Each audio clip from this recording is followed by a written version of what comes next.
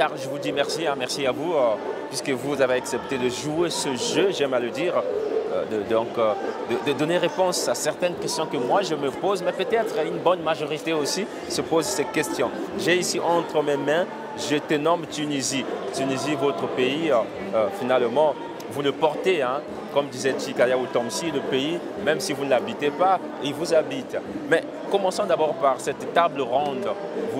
On a longuement parlé de Senghor. Senghor, est-ce qu'il existerait une sorte de relation Senghor-Tunisie? Oui, bien sûr.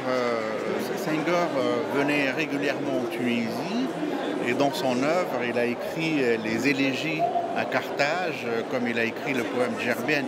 Je pense que Senghor était très attentif au fait que la poésie négro-africaine n'est pas seulement négro-africaine, elle est aussi dans le continent africain où il revenait à la culture des Numides, la culture des Berbères, lier et recoller les morceaux du continent. Et pour moi, c'est très important qu'un poète de la grandeur de Senghor soit attentif afin de ne pas séparer l'Afrique du Nord et l'Afrique noire, nous devons avoir cette conscience. Puisque lui-même, il prenait déjà le dialogue des cultures. Voilà, oui. Et puis Senghor est aussi la grande poésie de la liberté et de l'universel.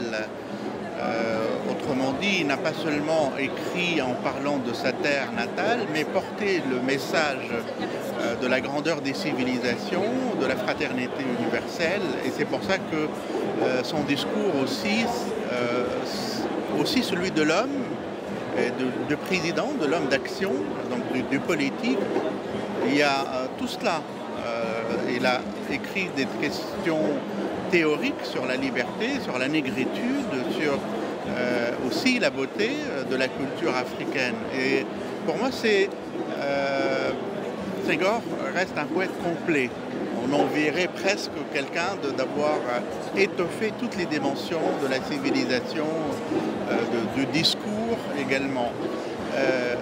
J'ajouterais que dans sa conception, et qui m'importe beaucoup, c'est que Senghor parle de la poésie comme un chant. Oui. Et ça, c'est aussi remettre dans la tradition ancestrale la parole, sa beauté, son message. J'ajouterais que c'est un chant profond. Jean-Gabriel Senghor, je vous dis merci et tout de suite, je viens à dire aux téléspectateurs que vous êtes le vice-président du Cercle Richelieu Senghor. Alors, nous commémorons justement les 10 ans de la mort de Senghor. Ça tombe au moment du salon du livre, quoi de plus normal, le livre est Senghor, bonnet blanc, blanc bonnet, dira l'autre. Hein. Et voilà, vous dites Senghor hier, Senghor aujourd'hui. Essayez un peu de nous expliquer, c'est qui le Senghor d'hier, c'est qui le Senghor d'aujourd'hui et qui sera le Senghor de demain? Alors, d'abord, avant de prendre la parole, mes pensées vont au peuple congolais récemment meurtri et je présente mes condoléances à tous qui ont eu à souffrir de ce qui s'est passé ces jours derniers à Brazzaville. En tout cas, cette semaine dernière. Donc, mes pensées vont directement à eux. Alors, la question que vous m'avez posée sur Senghor d'hier, il a été très connu. Il est connu, son parcours est connu.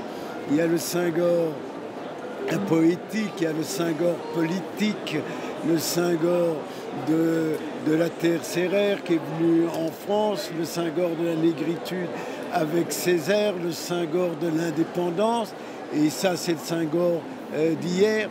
Le Senghor d'aujourd'hui me semble un Senghor dépouillé de l'aspect politique d'un certain nombre de choses et beaucoup plus intéressant peut-être, car en fin de compte, ce que je retiens de l'œuvre de Senghor, au-delà du poète, de l'écrivain, c'est le Senghor philosophe, le Senghor de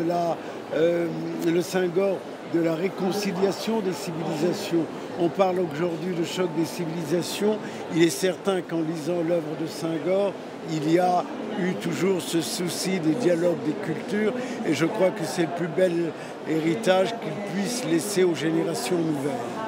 Senghor, le Senghor de demain. Le Senghor de demain, c'est qu'en réalité, le Senghor de demain, c'est tous les jeunes Africains. C'est tous qui, demain matin, prendront le flambeau des écrivains de la première génération, de celle de Damas, de Césaire et de Senghor lui-même. Et il y a sûrement en herbe, quelque part dans le continent, et au Congo-Brazzaville, que je connais bien, de futurs Senghor. Et à cela, je leur dis, le flambeau vous appartient désormais. Nous vous disons merci. Merci. Merci beaucoup. Au revoir.